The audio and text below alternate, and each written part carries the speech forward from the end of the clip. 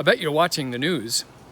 Have you seen the effort to smear people who've stood up for the rights of indigenous communities in America, African Americans in this country, you name it, which other groups, brown people, you know, have you seen this?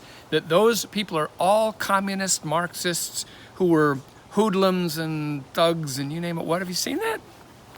Kind of scary to me, because it's an attempt to smear positive movements. So in this time of unrest, I thought we could talk about how the United Methodist Church handled the civil rights movement, which was really hot.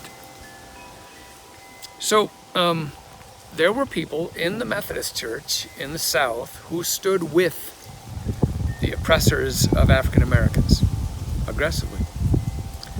So what did the Methodist Church body do?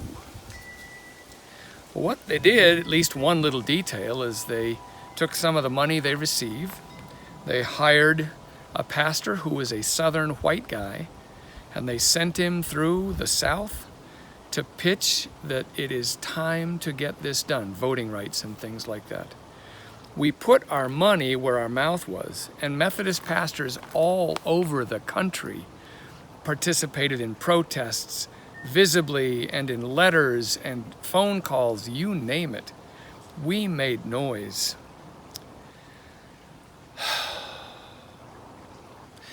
Maybe that's because we had a lot of African Americans in the Methodist churches. On the other hand, while we were doing that, it took somebody to ask the question, why is it then we and African Americans are left in a separate entity called Central Conferences rather than be a part of the Methodist Church as a whole? When we are engaged in positive social change, one of the requirements has to be, can we look at ourselves? Will we continue to look at ourselves? Not navel-gazing so that we don't wind up useful to the world, not just switching around our own little salt shakers, but rather so that we can be reflective and examples of what we've stood for. I'm so thankful for the Methodist Church's role in the civil rights movement. I was raised on that.